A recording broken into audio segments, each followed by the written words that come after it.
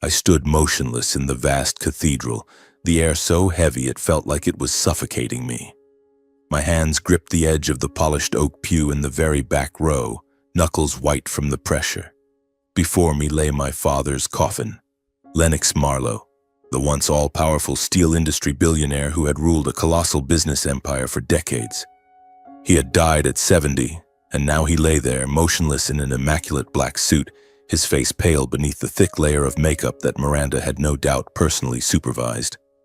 My name is Oliver Marlowe, 36 years old, his eldest son, yet I was the one the family had disowned 8 years ago. I stood here, not in the front row reserved for loved ones, but tucked away in the shadows like a ghost no one wanted to acknowledge. The funeral was ostentatiously lavish, almost grotesque in its extravagance. Every detail had been orchestrated to perfection by my stepmother, Miranda Marlowe, to flaunt the new power she had just seized. At 55, the former supermodel turned PR director of my father's own conglomerate was sharp, cunning, and hungry for control above all else. Today she stood in the front row in a form-fitting black dress that still showed off a surgically sculpted figure, hair pulled into a severe chignon, lips painted blood red. She did not cry, or if she did, the tears were expertly manufactured. Instead, a faint, triumphant smile played at the corners of her mouth, the smile of someone who had just won the final move in a very long game. Most of the mourners were prominent businessmen, major shareholders in Marlowe Industries and media lurking discreetly at a distance. They whispered among themselves, eyes darting between my quiet, grieving figure and the icy composure of Miranda and Preston, my younger half-brother. Preston sat beside his mother, 29 years old, baby-faced yet perpetually smug and condescending. He wore an exorbitantly expensive suit with the top 2 buttons casually undone, a Patek Philippe glinting on his wrist with every movement. He smirked at me, eyes gleaming with victory. I could not cry.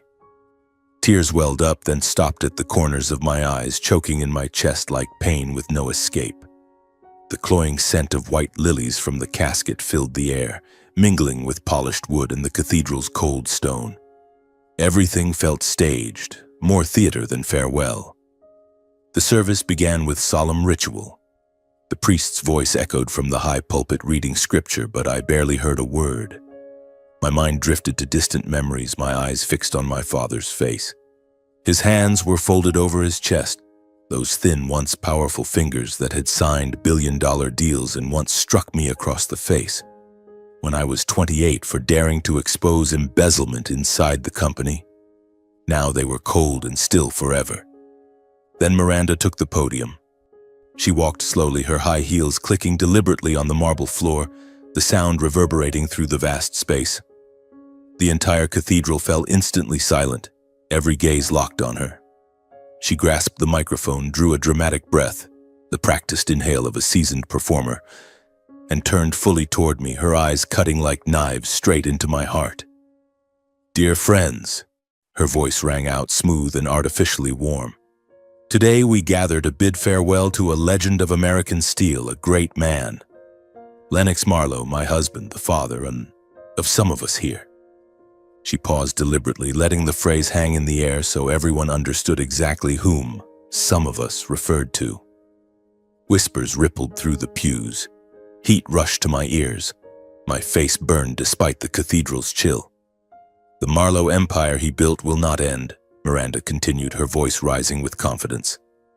"From this moment, it turns a new page, a cleaner page, a stronger page, and most importantly, a page free of the stains of the past." Down in the front row, Preston let out a short, scornful laugh. He stood and clapped. A few others politely followed, enough for the sound to pierce me like shrapnel. Miranda kept her eyes locked on me, microphone steady in her manicured hand. "Oliver," she said my name as if spitting out something bitter. "Lennox's eldest son, or rather former son. I believe everyone here knows he was disowned by his father 8 years ago, for reasons I'm sure I don't need to repeat." The whispers grew louder. Reporters covertly raised cameras. Shutters clicked furiously. My insides burned as if on fire. "You came here today," Miranda went on, voice dripping with venomous sweetness. Not to mourn your father, did you, Oliver? You came to see what scraps you might pick from his vast estate. Unfortunately for you, your father was very clear with me before he passed. Miranda, if Oliver shows his face, throw him out. I have no traitor for a son. It was the most brazen lie I had ever heard. I knew the truth, but I could not speak it. Speaking now would only make everything worse. Preston chimed in, voice shrill and triumphant. That's right, big brother.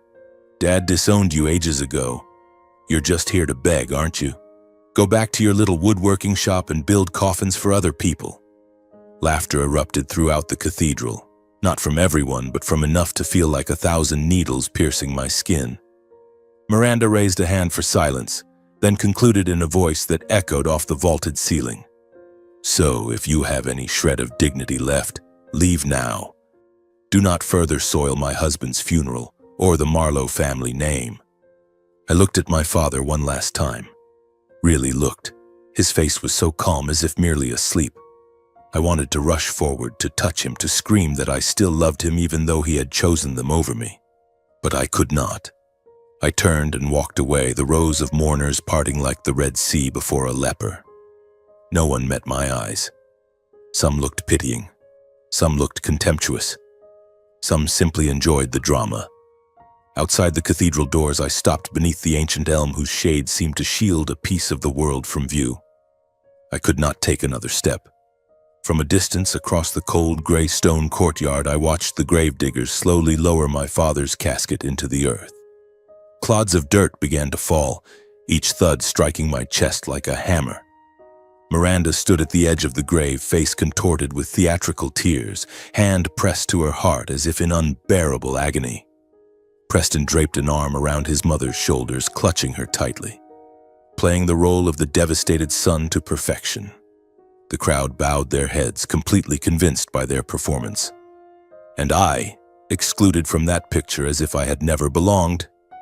The scene continued before me, solemn, ostentatious, and ice-cold, with no place for me in my father's final moment. The cold wind blew past, carrying the scent of fresh earth and wilting lilies. I closed my eyes, and the memories flooded back like an unstoppable tide. I was 6 years old when everything began to shatter. I still remember the day my mother collapsed on the kitchen floor. She was making tomato soup. The smell of scorched tomatoes is burned into my memory even now. She clutched her chest, eyes wide, mouth open, but no sound came out. I stood frozen in the doorway, clutching the little wooden doll she had carved for me just the day before. She looked at me, tried to smile, then fell. Her heart stopped before the ambulance arrived. They said it was a ruptured aortic aneurysm, sudden, painless. But I have been in pain for more than a decade. After Mom's funeral, the big house became terrifyingly silent. My father, Lennox Marlowe, then only 43, handsome, powerful, successful, disappeared into endless meetings. He came home after midnight smelling of strange women's perfume on his suit jackets. I lay curled up in my room, hugging the wooden doll Mom had left me, listening to him quietly close his bedroom door as if afraid to wake something that had already died long ago. Then Miranda appeared, only 4 months after Mom was buried. She walked in with a bright red Louis Vuitton suitcase, a tight dress hugging her figure, golden hair shining, and a dazzling Hollywood smile. Dad introduced her as the woman who will bring light back to this house. I stood on the staircase, gripping the banister, watching her lean down and kiss his cheek as if she had owned the place for years. From that day on, I became the extra. Miranda was sweet in front of Dad. She cooked, giggled at his company stories, rubbed his back when he was tired. But whenever we were alone, her eyes turned to ice. Go play somewhere else, Oliver. Don't get under Mommy's feet. She claimed my mother's title in days. I never once called her that. When Preston was born, it was officially over. The baby cried in the sky-blue nursery that used to be my playroom. Miranda carried him around the house, singing lullabies, kissing him, posting photos on Facebook. Dad smiled, the first real smile I'd seen from him in months. He lifted Preston high and said, "This is my true heir." He meant it as a joke, but I heard every word. By age 10, I already knew I was the outsider. They compared everything. Preston got a 90 in math. Miranda bragged everywhere. I got 100, she said, that's normal. Preston had a slight cold. The whole house panicked. I ran a 102 fever and lay alone in my room, only the old maid bringing me porridge. Dad was in Europe closing deals and texted, "You're a big boy now, you can take care of yourself." I learned to be quiet, learned not to cry in front of anyone, learned to stay up late studying, to wash my own clothes, to cook when I was hungry. I grew tall, fast, broad-shouldered, stone-faced. No one dared bully me at school. But at home, I was still the 6-year-old watching his mother fall.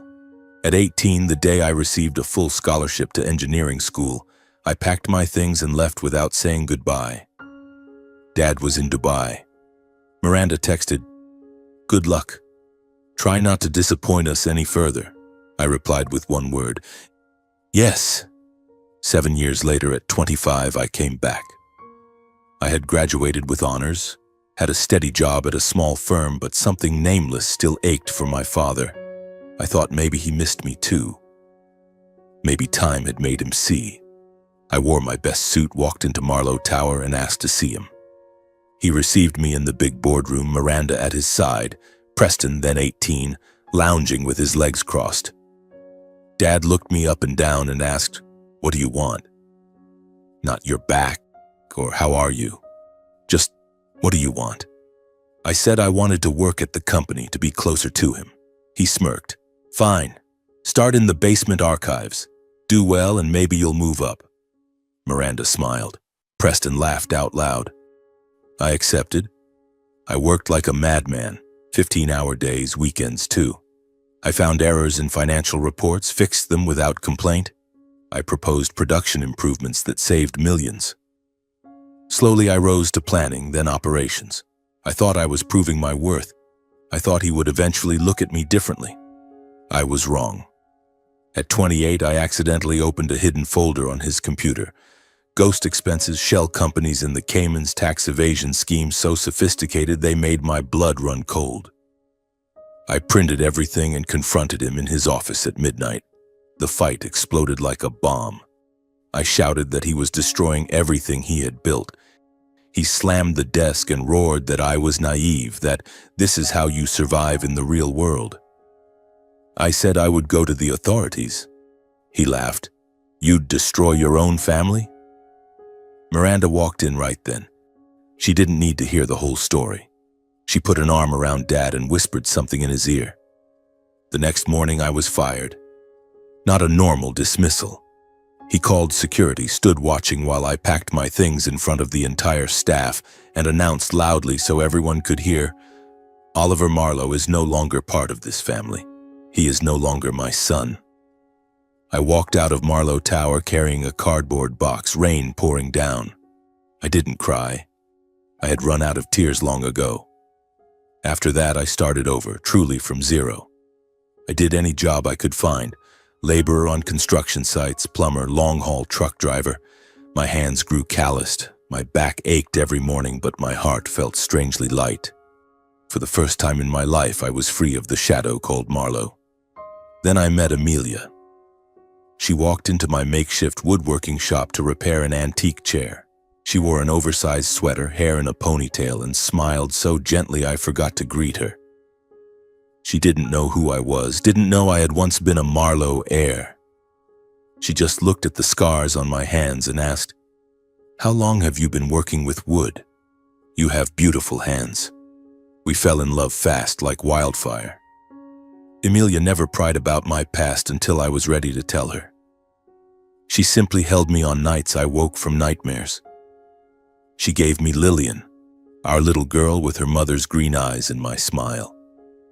The first time I held my daughter, I cried like a child in that delivery room where it was just the three of us. I opened a proper woodworking shop on the outskirts of town. I built every table, every cabinet with my own hands meticulously.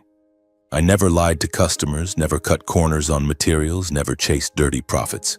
I refused to repeat my father's mistakes. Customers came more and more, not because I was a Marlowe, but because my work was solid, beautiful, and I was a craftsman who kept his word. Our life wasn't wealthy, but it was peaceful in a way I had never known.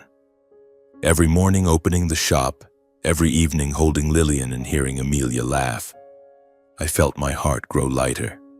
I slowly learned to treasure those small moments and to live a life no longer covered by the Marlowe shadow. Until one late night, just 3 weeks before the news of my father's death spread everywhere. That night the rain poured relentlessly, drumming on the tin roof of the woodworking shed next to the house like thousands of fingers tapping on the window. Amelia was sleeping soundly beside me, and Lillian was breathing evenly in the nursery. I was lying in bed reading under the dim yellow bedside lamp when my phone suddenly vibrated. The screen glowed green in the darkness, displaying a completely unfamiliar number. It was almost 2 in the morning. I hesitated for a few seconds, my thumb hovering over the reject button, but something twisted in my chest, an icy, indistinct premonition. The kind you only feel once in a lifetime, like a warning of something monumental about to happen. I took a deep breath and answered, "Hello?" My voice was hoarse from sleep and worry. There was a long silence on the other end, only heavy, rasping breathing like an old bellows. Then a voice spoke, a voice I recognized instantly, though it was weak, trembling. Barely human anymore, nothing like the commanding tone of the powerful man who once made the entire business world bow. "Oliver, is that you, son?" I bolted upright, heart pounding so hard it felt like it would burst from my chest. "Dad, is that you? Where are you?" His voice came in broken fragments, each word seeming to cost him his last strength. "Listen to me, Oliver. Find the butler. Mr. Harris. He knows the truth. Hurry, son." "Dad, where are you? What's happening? Tell me." But all I heard was labored breathing, then a terrible fit of coughing, as if he were choking on unbearable pain. "Don't trust them. Oliver, I was wrong." The call cut off abruptly, as if someone had yanked the cord from the wall. I frantically redialed. The phone rang endlessly into the night. No answer. Second time, third time, straight to cold voicemail. On the 4th try, the phone was completely powered off. No trace, no connection. I sat frozen on the bed, phone still pressed to my ear, listening to the lifeless dial tone echo in the darkness. My heart felt like ice water had been poured into it. That voice. It was no longer the voice of Lennox Marlowe, who once stood at the pinnacle of power and made me tremble with a single shout in the boardroom. It was the voice of a dying old man, desperate, reaching out in the dark for the son he had abandoned for years. Amelia woke up when I turned on the bedside lamp. She rubbed her eyes, voice groggy. "What's wrong, honey? Who's calling this late?" I couldn't answer right away.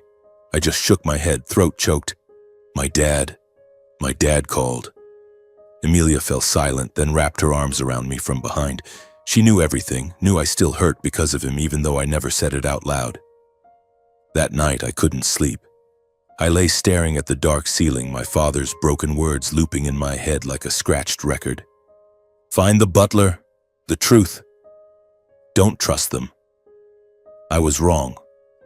Every time I recalled his wheezing, feeble voice, my throat tightened and tears silently fell. Something was very wrong. My father had never sounded weak like that. He was the man who could stand in a shareholders' meeting and roar until his face turned red. Not someone whispering for help in the dead of night. The next morning, as the sun barely rose after the night's rain, I was already speeding down the highway toward the Marlowe estate. The road was slick, thick fog blanketed everything, but I didn't care about the danger. The sense of impending disaster pressed on my chest, forcing me to drive faster, faster. I couldn't wait another minute. I couldn't let those unfinished words dissolve into nothing. The estate gates were ajar, strange. They were always secured with electronic locks. I parked right at the main entrance and jumped out without even closing the car door. As I crossed the polished marble steps, Preston was already blocking my way, arms crossed, face twisted in smug defiance. Well, big brother's back? he sneered, voice shrill and arrogant. Heard Dad's seriously ill and came running to sniff around for money? Too bad you're late. He disowned you years ago, remember? You were fired from the company, kicked out of the house, and now you dare show your face here? Get lost before I call security. I didn't even bother looking him in the eye. Step aside, Preston. I'm not saying it twice. Oh, still that tough guy tone? He stepped closer, coffee and cigarette breath hitting my face. You were fired from the company, thrown out of the house, and now you dare show up? Get lost before I call security. I brushed his arm aside, not violently, but firmly enough to make him stumble back. Rage boiled inside me, but I held it in. I only wanted to see my father, even for 1 minute, even just to look at him once. I pushed open the front door. The vast hallway was cold and sterile, reeking of disinfectant instead of the old scent of mahogany and leather. Miranda appeared instantly from the living room, flanked by 2 burly security guards. She wore a black silk robe, hair in a perfect bun, face bare of makeup yet still sharp as a blade. Oliver, my name sounded like a curse in her mouth. You've got some nerve. I told security to shoot you on sight if you ever came near. I want to see my father. I forced my voice to stay calm. Just a few minutes. Let me see him. Miranda smirked and stepped closer. The guards advanced a step. Your father cut you off 8 years ago. You are no longer a Marlowe. Lennox does not want to see you. He told me that himself yesterday. Another blatant lie. I knew it for certain. Just hours earlier he had called me gasping, pleading, but I said nothing. I could feel something dark and dangerous lurking behind the upstairs bedroom door. How is he? I asked, voice dropping with worry. Let me see him. Please. Miranda tilted her head, looking at me like an insect. He doesn't want to see you. He's very tired. Go home. Don't disturb him further. From the doorway, Preston cackled. Did you hear that, big brother? Dad doesn't want to see a traitor like you. The 2 guards moved in, one on each side, grabbing my arms. I could have fought. I was taller, stronger from years of woodworking. But I didn't. I only looked deep into Miranda's eyes. If anything happens to him, you will pay. She didn't blink, then ordered the guards to throw me out. They dragged me to the entrance. Preston stood farther back, phone raised, filming with a wide, mocking grin. The mansion doors slammed shut in my face. I stood in the courtyard under a light drizzle, fists clenched so tight they hurt. Doubt had turned into obsession. Something was terribly wrong inside that house. My father wasn't just sick. He was being imprisoned, silenced. The words he wanted to say still hung unfinished in the air like a thread about to snap. I got back in the car and drove home, heart heavy as lead. The entire way my father's voice echoed in my head. Find the butler. The truth. And I knew I had to uncover that truth, no matter the cost. I arrived home as the afternoon was fading. Emilia was cooking dinner. Lillian was playing with Lego on the rug. I held my daughter for a long time, letting the scent of milk and baby powder soothe the storm inside me a little. I told Emilia nothing, not yet. I only said I had gone to the mansion and been thrown out. She looked at me, worry in her eyes, but asked no more. She knew when I needed silence. That night, after Lillian was sound asleep and Emilia had drifted off, I sat alone in the workshop. The cold white neon light shone down on the pine planks waiting to be finished. I brewed a cup of thick black coffee, sat on the old wooden stool, and began piecing together the scattered fragments in my head. The midnight call. My father's voice so weak it was unrecognizable. The unfinished message about the butler Harris, the man who had served the Marlowe family since I was a toddler. Miranda and Preston blocking me without mercy. The strong smell of disinfectant in the mansion. The upstairs bedroom door sealed shut. All of it formed a dark picture reeking of conspiracy. I could no longer sit still. I opened my laptop and dug through old contacts. I called a college friend who now worked as a private investigator in Chicago. Ryan Keller, tall, quiet, but utterly reliable. I gave him the short version. I need you to watch the Marlowe estate. Find out my father's real condition. Absolute discretion. Money is no object. Ryan asked only one question. How dangerous is this? I answered, it could be life-threatening. He took the job the next day. 3 days dragged by like 3 years. I worked in the shop like a machine, sawing, planing, varnishing, but my mind was elsewhere. Every phone ring made my heart seize. On the 4th day, Ryan called. I stepped out to the backyard so Amelia wouldn't hear. Oliver, I have serious news. His voice low and urgent. I sat on the cold concrete step. Your father. He's in very bad shape. End-stage heart failure, barely breathing without machines. He's completely bedridden, can't speak clearly. His personal physician was fired 2 months ago. Now there are only nurses hired by Miranda, rotating constantly so no one stays too long. My throat went dry. But it gets worse, Ryan continued. Miranda controls everything. New cameras on every door, all security replaced with her own people. No one goes to the 2nd floor without her direct order. The old staff, even Maria the cook, 30 years of service, were all fired, replaced with new hires under ironclad NDAs. No one is allowed to bring a phone into the patient's room. My grip on the phone turned my knuckles white. Harris, the old butler, was fired a month ago. No reason given. Allowed to take only 1 suitcase. I whispered. My father. Is he being held prisoner? Ryan was silent for a few seconds. Yes, and more. Miranda is signing everything in your father's name. $100 million contracts, fund transfers, major shareholder restructurings. She's taken full control of the conglomerate while her husband lies there like a breathing corpse. My heart crashed to the ground. The image of my father, once standing on the Marlowe Tower rooftop, hands on hips, looking down at the city like a chessboard. Now completely isolated, dependent on that vicious woman, hurt so badly I could barely breathe. My eyes burned, but no tears came. They had frozen into a block of ice inside my chest. I asked Ryan, do you have proof? He replied, not enough for court yet. Only remote surveillance and a few inside sources. Miranda is covering her tracks very cleanly. I hung up and sat motionless in the yard until Amelia called me in for dinner. The following days were hell. I could do nothing. No evidence, no way into the mansion. They had it locked down. And legally, Miranda held all the medical and business power of attorney documents. The law was on her side. All I could do was sit by the window every night, phone in hand, staring at the blank screen, praying it would ring again, just once more, so I could ask everything, so I could rush to save him. But the screen stayed dark. Then one Tuesday morning, while I was planing a walnut board for a longtime customer, my phone buzzed, a text from an unknown number.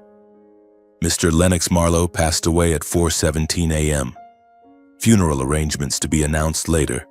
The Marlowe family. No condolences, no details, nothing. I dropped the plane. It clattered to the floor with a dry crack. Amelia ran out when she saw me sitting on the ground, face ashen. She held me, but I felt nothing. My heart had shattered into pieces. No matter that he had disowned me, no matter that he had chosen them over me, I had never hated him. I only hurt because I never got to say I still loved him. The first tear fell when I realized that frail midnight call had been my father's last attempt to reach for me. And I hadn't understood in time. I hadn't saved him. On the day of the funeral, I stood far away under the old elm tree, watching my father's casket slowly lowered into the earth, watching Miranda weep for the cameras, watching Preston hold his mother, face impassive. I felt as if my entire ruined past was being buried with him. Every wound, every chance at reconciliation that never came, every unsaid word, all sinking into that cold grave. When the funeral ended and everyone had left, I walked quietly to the graveside. I knelt, placed my hand on the cold granite slab still smelling of fresh earth.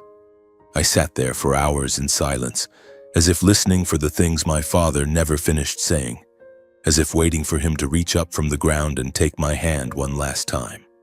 Night fell. Darkness covered the cemetery. I stood, brushed the dirt from my knees. The cold wind carried the scent of wilted lilies and damp soil.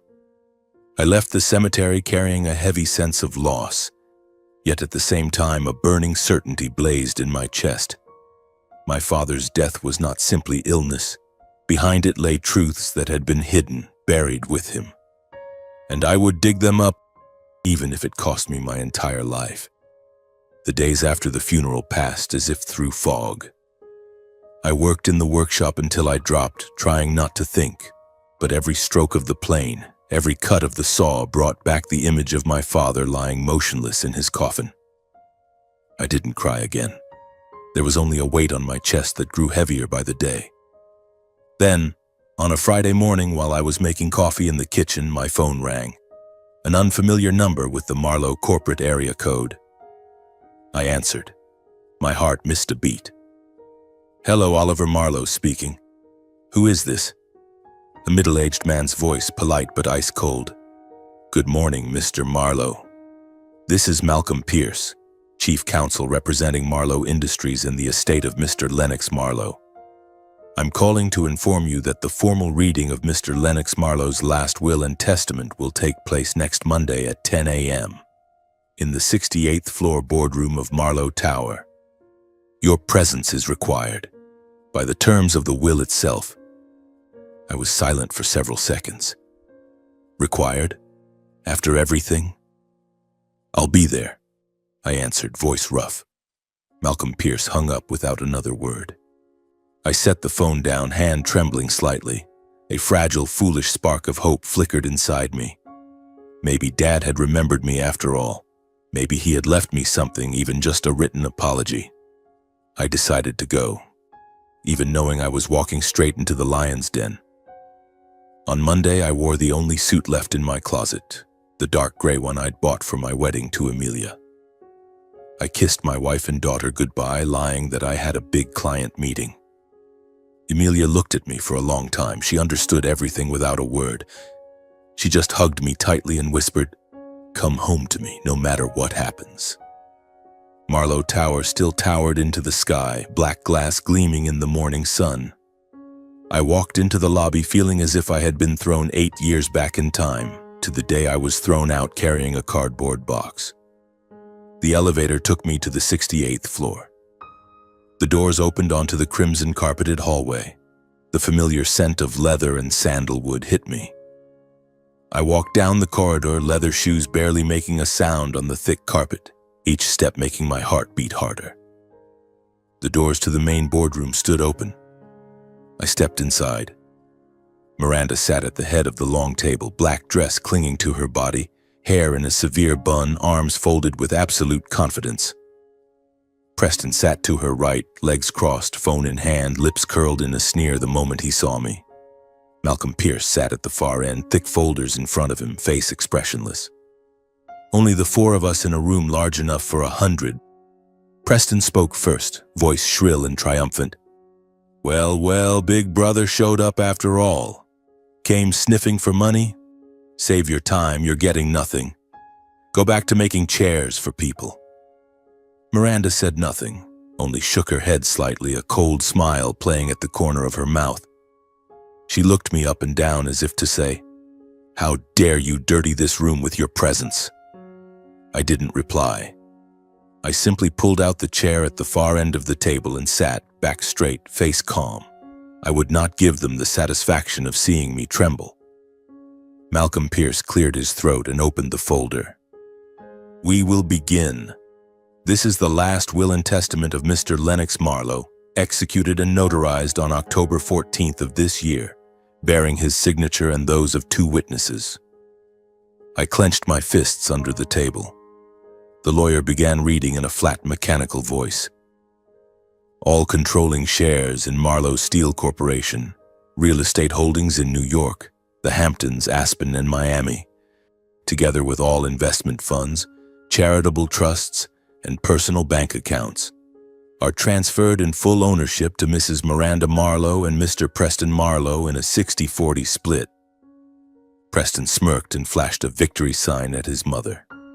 Malcolm turned to the final page. With respect to Mr. Oliver Marlowe, my eldest son, he is to receive no inheritance of any kind in any form." The words struck me like an ice-cold blade straight through the chest. Miranda smiled in triumph and tilted her head at me. "Your father did the right thing until the very end, Oliver." Preston burst out laughing and slapped the table. "Hear that, big brother? Not a single cent. Now you know your place. Get out fast before you dirty the chair any longer." I sat frozen. Not because of the money, I had never wanted his money, but because of the feeling of being disowned by my own father one final time, now in writing, before the two people who had always treated me like a stain. I looked Miranda straight in the eye. She stared back, her gaze glittering with cruel joy. I stood, the chair scraping loudly on the hardwood floor. Without a word, I turned and walked out. The door closed behind me with a heavy thud. The long hallway, the endless elevator ride down, never had it felt so slow. Only when I reached the lobby did I realize I was shaking. Not from fear, from rage, from pain. The feeling of being betrayed one last time by the man I had always loved despite his rejection, it was suffocating. On the drive home, I was a ghost behind the wheel. One question spun endlessly in my head.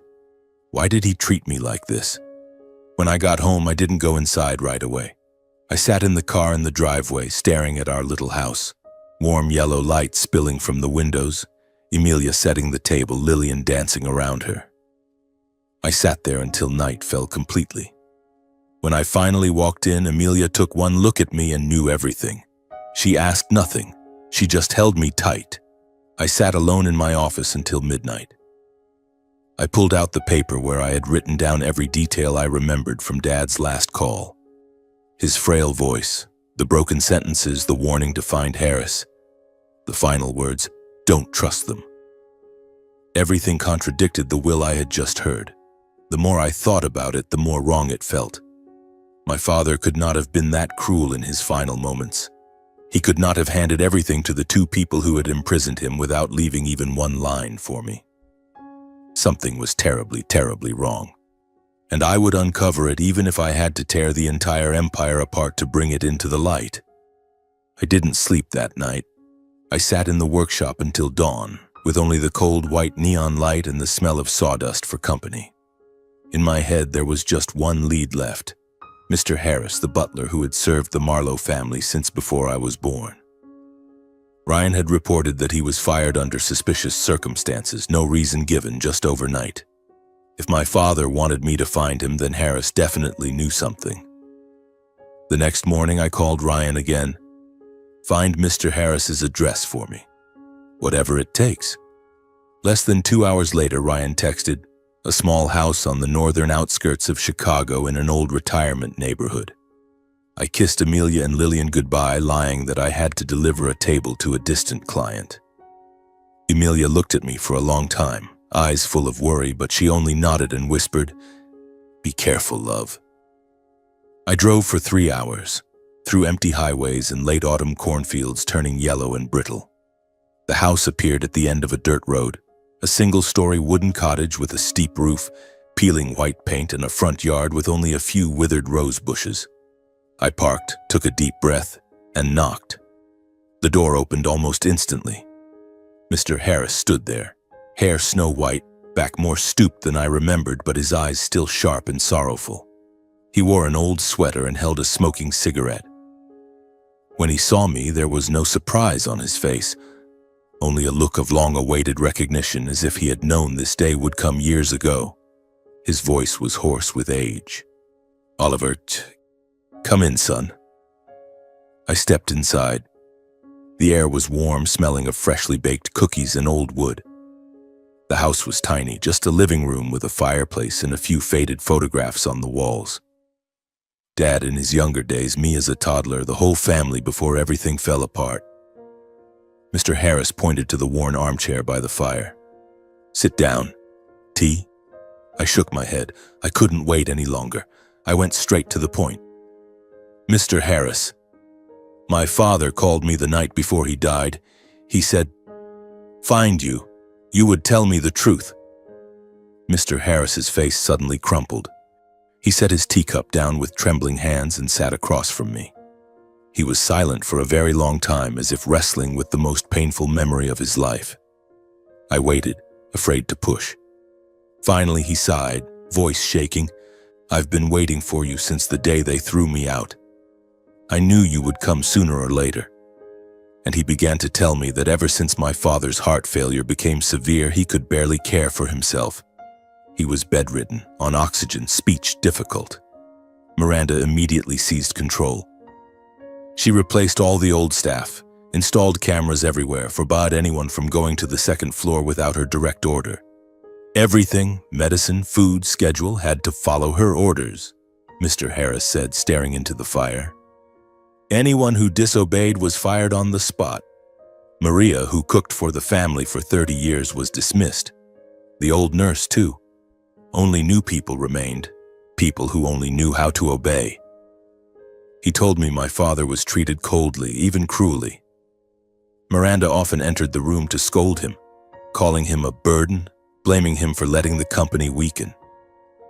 She forced him to sign documents, transfer of operating authority, financial powers of attorney, and most importantly, a new will.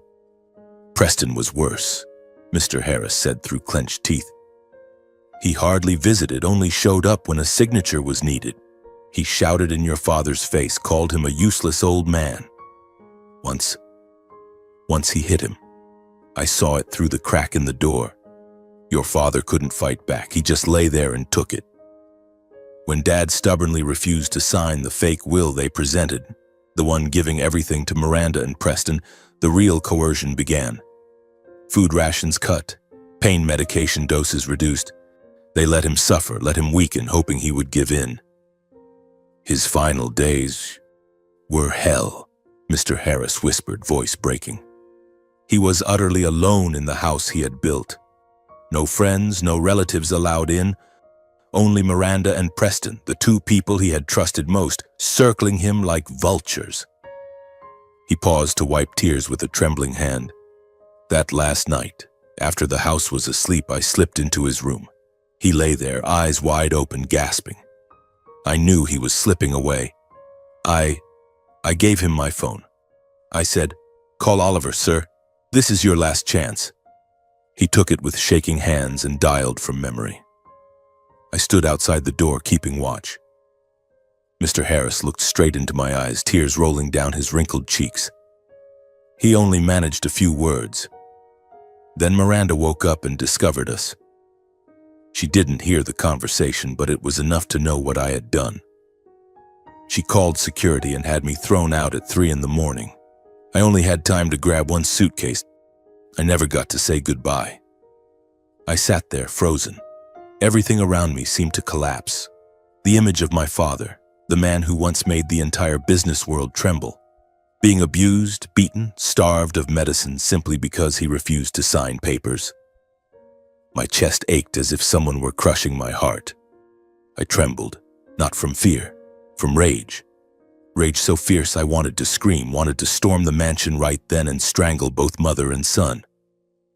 "Son," Mr. Harris placed a hand on my shoulder. "He loved you. Until his very last moment, he loved you. He told me many times, I was wrong to drive Oliver away. He's the only honest one in this house." He wanted to make amends, but it was too late. Tears poured from my eyes. I couldn't hold them back anymore. I bowed my head, shoulders shaking with sobs. That broken midnight call wasn't just a farewell. It was the final plea of a father I had always wanted to forgive, no matter how deeply he had hurt me. I understood everything now. In that moment, in Mr. Harris's small, warm house, amid the smell of cookies and the crackling fire, I swore I would bring every truth into the light, not just for my own justice, but to restore the final dignity of a father who died in loneliness and agony. I would make Miranda and Preston pay by any means necessary. After recounting every painful truth he had witnessed, Mr. Harris fell silent and looked at me for a long time. His eyes carried a deep, lingering remorse, as if he had borne that burden for months and was only now able to set a part of it down. He said nothing more, only let out a heavy sigh and slowly rose. He limped into the small room at the back of the house, a cramped bedroom with a simple bed and an old wooden dresser. I waited, heart pounding with anticipation, hearing drawers being pulled open and the rustle of papers in the quiet. A moment later, he returned to the living room carrying a thick brown envelope, carefully sealed with old tape and a cracked red wax seal. Mr. Harris approached and placed the envelope in my hands with solemn reverence. His eyes were heavy with affection and duty, as though he were entrusting me with the final truth my father had been unable to speak before he left this world forever. "Your father gave me this a long time ago," he whispered, voice rough with emotion. "He told me to give it to you only if you came looking. I've guarded it like my own life." I held the envelope, feeling its weight, not just paper, but my father's last legacy. I hugged Mr. Harris tightly, whispered my heartfelt thanks, and drove home. The whole long drive, the envelope sat quietly on the passenger seat, and I kept glancing at it, afraid it was a dream that might vanish at any moment. My heart was filled with a mixture of dread and fierce hope. This might be the key to every secret my father had left behind, the answer to all the doubts that had tormented me. I arrived home very late. Emilia and Lillian were already sound asleep in the warm bedroom. Not wanting to wake anyone, I turned on only the small desk lamp with its dim yellow glow in my private study. I sat in the familiar wooden chair, placed the envelope on the table, and took a deep breath to steady myself. My hands trembled slightly as I used a letter opener to carefully cut the old seal. Inside were 3 items neatly arranged, 2 thick bundles of documents tied with worn cord, and a single letter wrapped separately in time-yellowed brown paper, folded with great care. I opened the first bundle first, and I froze. It was my father's true will, professionally drafted, bearing his shaky but unmistakable signature, notarized by Madeline Shaw, the trusted family attorney he had relied on since I was a child, someone Miranda had never been able to manipulate. The contents were the complete opposite of the forged will Malcolm Pierce had read aloud. The entire vast estate, Marlowe Steel Corporation controlling shares, real estate across New York, the Hamptons, Aspen, and Miami, all investment funds and personal bank accounts, was legally transferred to me, Oliver Marlowe, as the eldest son and sole worthy heir. Miranda and Preston were to receive only a modest annual allowance sufficient for a comfortable but not extravagant life, with strict conditions prohibiting any interference in the company. I turned to the second bundle, and my heart raced faster than ever. It was a thick dossier of corporate wrongdoing my father had secretly compiled. Hundreds of photocopied pages, invoices, emails, internal reports, exposing sophisticated money laundering through Cayman shell companies, shady tax evasion deals, illegal contracts with dark partners, even steel smuggling operations from wartime. Each page hit me like a blow, leaving me reeling. But in the margins were tiny handwritten notes in my father's hand. "Must stop this now. Fix it before it's too late. Give everything to Oliver. He's the only one who can." My father had been preparing to face the darkness he himself had once hidden, planning to right his monumental wrongs, but Miranda and Preston had taken complete control and imprisoned him until death. Finally, with shaking hands, I opened the letter wrapped in old brown paper. The sheet was yellowed with age, the handwriting trembling from a hand already too weak, yet still carrying the careful strength of the father I once knew, the man who always tried to appear unbreakable no matter the circumstance. The letter left me speechless, as if the entire world had suddenly stopped. In it, my father apologized, truly, deeply apologized, for driving me away 8 years ago in blind rage, for letting Miranda manipulate him for so long, for lacking the courage to protect his own son from their vicious schemes. He confessed that in his final years he had lived in endless torment, looking back at every mistake, abandoning me after Mom died, letting Miranda and Preston dominate, allowing the Marlowe empire to become a corrupt, greedy machine. He wrote that he had realized too late the poisonous greed of Miranda and Preston and the terrible danger of leaving his life's work to them. He feared they would destroy everything, turning the empire he had built with blood, sweat, and youth into a tool for their bottomless avarice. But most importantly, the letter revealed his absolute faith in me. He wrote that my honesty, courage, and kind heart were the last light left to redeem the Marlowe name. He entrusted everything to me, not out of blood obligation, but because he believed only I could repair the damage he had left behind. Only I could bring back the transparency and integrity he no longer had time to restore. The final lines made me sob uncontrollably. He admitted he was unworthy of my forgiveness, that he only wished for me to live in peace with my wife and daughter, the granddaughter he never met, even though he was no longer in this world. The letter slipped from my hands and landed softly on the wooden desk. Tears poured freely, falling onto the now blurred ink, mingling with the dried words from months ago like a belated reconciliation. In that moment, I had found my father again, the real father I had always longed for, yet lost him forever in the same agonizing instant. In that quiet room, under the gentle glow of the lamp, I understood this was not just an ordinary will. It was a deathbed confession, a late repentance from the depths of his soul. And above all, proof that the love between father and son had never truly died, even when buried beneath years of coldness and misunderstanding. And now the responsibility was entirely mine. I would use it to claim justice, for my father, for myself, and for the real family I now had. I sat there until sunrise, eyes burning but my heart ablaze with a fire I had never known before. I was no longer the man who had once been thrown out with a cardboard box in his arms. I was now the rightful heir, the keeper of the truth, and the one who would claim justice for my father. That same morning I called Madeline Shaw. She received me in her private office in downtown Chicago, an old, unpretentious building, nothing like Marlowe Tower, filled with law books and the scent of aged paper. Mrs. Shaw was over 70, silver hair in a tight bun, eyes still razor-sharp behind gold-rimmed glasses. When I placed the envelope on her desk, she showed no surprise. She only sighed, adjusted her glasses, and said, "I've been waiting for your call for a very long time, Oliver." She examined every page, every signature, every seal. Then she looked up at me, eyes glistening. "This is the only legal will. Your father signed it in my presence when he was still fully lucid, about a year before his condition worsened. He told me, 'Madeline, if Miranda and Preston ever do anything, protect this for Oliver.' I've kept a certified copy in my safe ever since." She placed her hand over mine. "They forged the will, Oliver. And they killed him. Not with a knife, but slowly, deliberately." I nodded. The rage inside me had solidified into a cold, sharp blade. I thanked Mrs. Shaw, hugged her, and left her office with a full set of certified copies in my briefcase. The next step, I wanted to hear them admit it with their own mouths. That afternoon, I drove straight to the Marlowe estate. The automatic gates opened.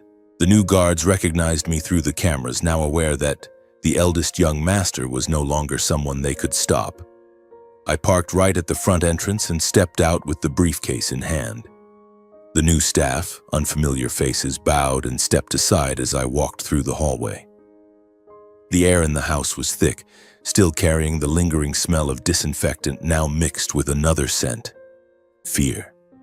Miranda and Preston were in the grand living room. They sat on the Italian leather sofa, sipping afternoon tea as if savoring their final victory. When I walked in, both looked up. Preston spoke first, sneering, Well, the beggar's back. Came sniffing for money again, big brother? I'll toss you a few coins for coffee." Miranda folded her arms, lips curling in contempt. "Oliver, haven't you had enough of making trouble? Leave before I call the police." I didn't answer. I simply walked to the low coffee table between them, set the envelope down with a sharp thud, and said, voice unnaturally calm, "We need to talk." Preston laughed loudly. "Listen to him giving orders, Mom. The guy who got kicked out of the house thinks he's the boss now." But Miranda was sharper. She glanced at the envelope, then at me, and for the first time I saw her blink rapidly.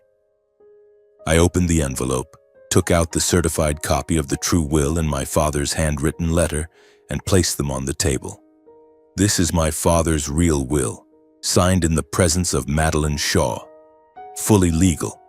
Everything belongs to me. You two get only a modest living allowance." The air in the room snapped taut like an overstretched wire. Miranda shot to her feet, face crimson, slamming her hand on the table so hard the teacups rattled. "You're making this up. You lunatic." The real will was already read by Attorney Malcolm. "You think a few photocopies will scare me?" Preston stood behind her, face flushed with panic but still trying to sneer. "Exactly. A loser like you can only fake things. Get out before I smash your face." I said nothing. I simply slid my father's handwritten letter toward them. Miranda snatched it, scanned it, her face drained of color, as if all the blood had been sucked out. For one rare moment, her perfect mask cracked, her eyes shook. She tried to cover it with fury, but her voice wavered. "Fake. It's all fake." Preston ripped the letter from her hand and read a few lines. His face went from red to deathly white. The words, "I trust Oliver. Miranda and Preston are vicious and greedy," struck him like knives. He snapped completely, like a cornered animal. "No! Impossible!" He lunged at the documents on the table, grabbed them and tore them to shreds in a frenzy, paper flying like snow. "I'll rip it all. If I destroy everything, there's nothing left." I stood motionless, arms folded, watching him lose his mind without moving a muscle. When Preston stood panting, hands full of scraps, I said coldly, "What you just tore up were copies." That sentence was the killing shot. Miranda collapsed back onto the sofa, clutching her chest. She realized instantly. The battle she thought she had won from the start had completely collapsed. No escape. No more masks. Preston staggered back, face the color of a corpse, stammering, You can't. It's all fake." The room was suffocating. The stench of defeat, exposed greed, and desperation filled the air. I looked at them one last time, at the woman who had destroyed my family, at the half-brother who had beaten our father to death, and felt not a shred of pity. I turned and walked out, my voice ringing coldly through the silence. "Your reckoning has only just begun. The law will handle the rest." The mansion doors slammed shut behind me with a dry thud. I got in the car and drove away without looking back. This time I was not the man leaving with a cardboard box. I was the one returning to take everything back. I didn't wait any longer. That very night I met Mrs. Madeline Shaw again. We sat in her office until late, preparing a complete dossier. The true will, my father's handwritten letter, Mr. Harris's signed testimony, Ryan's report on the confinement, and an expert handwriting analysis proving the forgery Malcolm Pierce had used. Mrs. Shaw brought in Chicago's top criminal attorney. The next morning we filed with the Illinois Supreme Court. Estate dispute, document forgery, abuse of a vulnerable adult, and suspected homicide. The news spread like wildfire. Marlowe estate scandal. Eldest son accuses stepmother and half-brother of murder for inheritance. Bloomberg, Forbes, the Wall Street Journal, CNN, all ran it on the front page. Marlowe's steel stock plunged 28% in a single day. The financial world buzzed. High society whispered behind champagne flutes. And I only wanted justice, not revenge, but real justice for my father. On the first day of trial, the federal courthouse in Chicago was packed so tightly extra security had to be called in. The gallery was full. Reporters crammed the corridors, cameras flashed non-stop. Investors, old shareholders, even people my father had once fired. Everyone wanted to witness the fall of the Marlowe empire. Miranda entered first. She still wore a tight black dress, hair in a severe bun, lips blood red, but her usual icy composure was cracked. Her eyes were no longer sharp. They darted, sleepless, afraid. Preston followed his mother, suit rumpled, tie crooked, face ashen, eyes shifting like a hunted animal. I entered last. I wore the same dark gray suit I had worn to the reading of the fake will. But this time I did not bow my head. I walked tall, shoulders broad, gaze steady. The years of loneliness, the nights of silent tears, the days of manual labor until my hands bled, They had forged me into a man who had nothing left to lose and nothing left to fear. I took my seat at the plaintiff's table. Mrs. Shaw sat beside me and rested a gentle hand on my shoulder. "Today we win, Oliver." The trial began. Mrs. Shaw stood first. Her voice rang clear and unshaken. "Your Honor, Mr. Lennox Marlowe executed this true will on October 14th of last year in my presence and that of 2 independent witnesses. At that time, he was completely lucid despite his illness. He said to me, 'I want everything to go to Oliver, the only son I have left who still has integrity.' Forensic handwriting analysis was projected on the large screen. The signature on the forged will had been artificially recreated using AI with 99% accuracy. Malcolm Pierce, the attorney who read this fake will, was called to testify and immediately pleaded guilty to perjury in exchange for a reduced sentence. Then Mr. Harris was called to the stand. The old man walked slowly with his cane, but his voice was firm. He told everything: the imprisonment, the withholding of medicine, Miranda berating my father as a burden, Preston beating him until blood ran from his mouth simply because he refused to sign the fake will. He spoke with tears rolling down his face, but without a single tremor. "I served Mr. Marlowe for 43 years.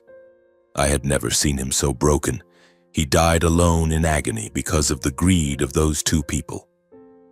The courtroom erupted in murmurs. Reporters scribbled frantically. Miranda stared at the floor, knuckles white on the armrests. Preston shook uncontrollably, eyes red, not from remorse, but from terror.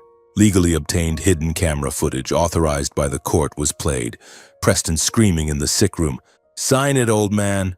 Refuse and I'll cut off all your pain meds and let you die." In the end, the court found Miranda and Preston guilty of will forgery, abuse of a vulnerable adult, and conspiracy to misappropriate assets.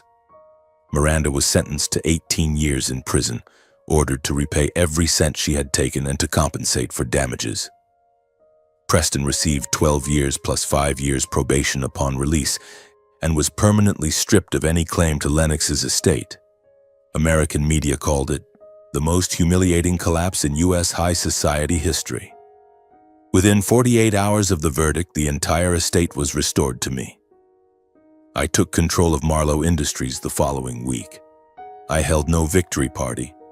I simply walked into the 68th floor boardroom, stood exactly where my father once stood, and said one sentence to the old leadership: "From today, we start over. Either we do it honestly, or you resign." I audited every contract, every ghost expense, every offshore subsidiary. I fired more than 300 people, those who had taken bribes, signed dirty deals. I used part of the vast fortune to compensate hundreds of families harmed by Marlowe's substandard steel over the years. Collapsed houses, failed bridges, workplace accidents. I established a scholarship fund in my mother's name and a charitable foundation in my father's. Marlowe Industries is now a transparent company, environmentally responsible, highest wages in the industry, not a penny of tax evasion. I sold the old mansion and moved to a new house on the outskirts. Spacious green lawn, small pool, vegetable garden planted by Amelia's own hands.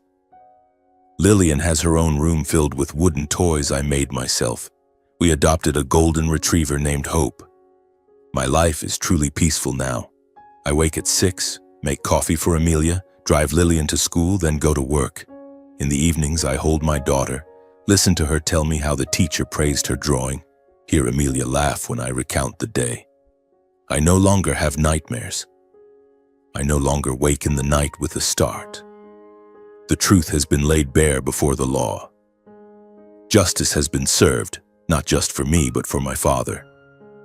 He has finally been given back his honor, even if only in headlines. Lennox Marlowe, victim of his own family. I often visit his grave. I sit there and tell him about Lillian, about Amelia, about the new company. I don't cry anymore. I only smile. I did it, Dad. Now I understand. Power and money can't buy peace. Only love can. And I know somewhere he is smiling too.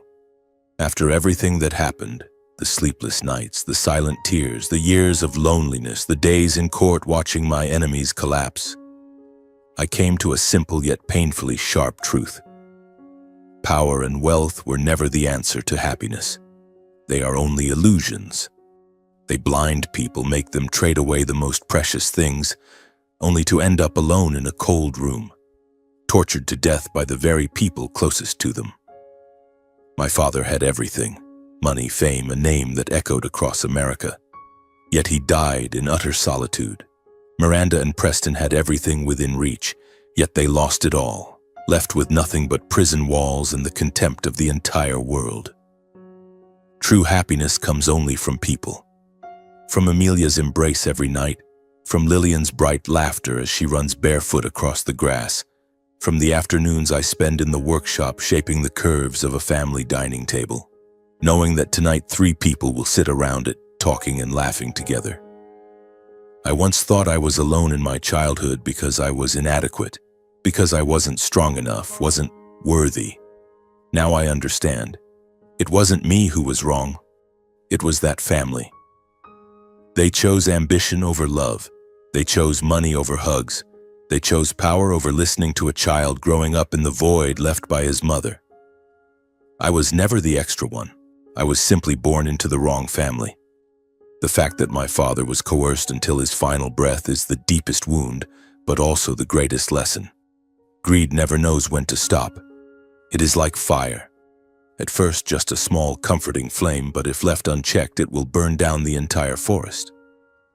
Miranda and Preston thought seizing the empire meant victory, but they had already lost the moment they forfeited their humanity.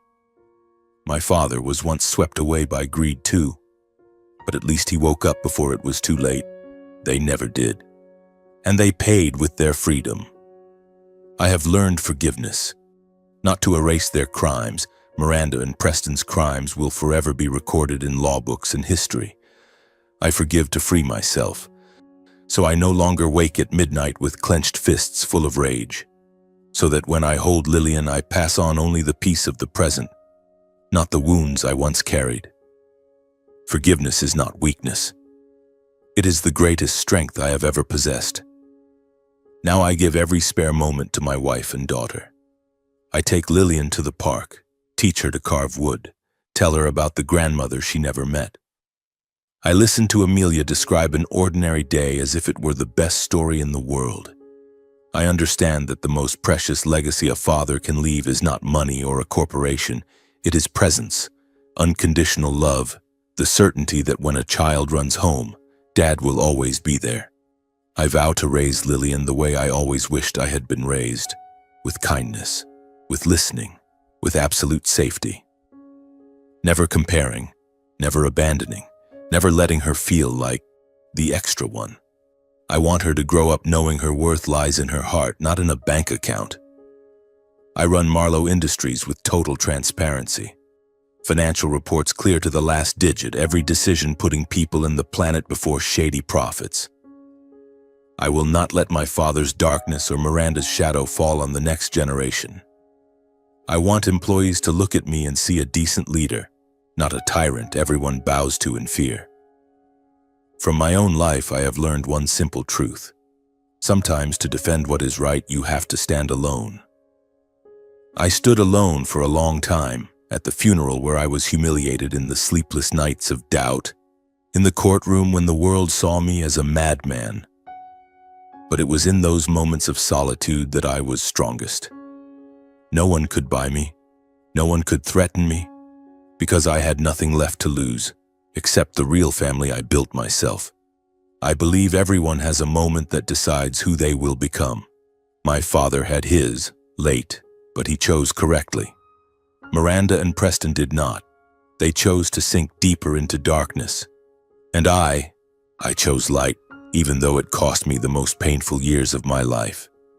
If you are reading these words while carrying the pain of family, abandonment, comparison, wounds inflicted by the very people who should have loved you, then hear me.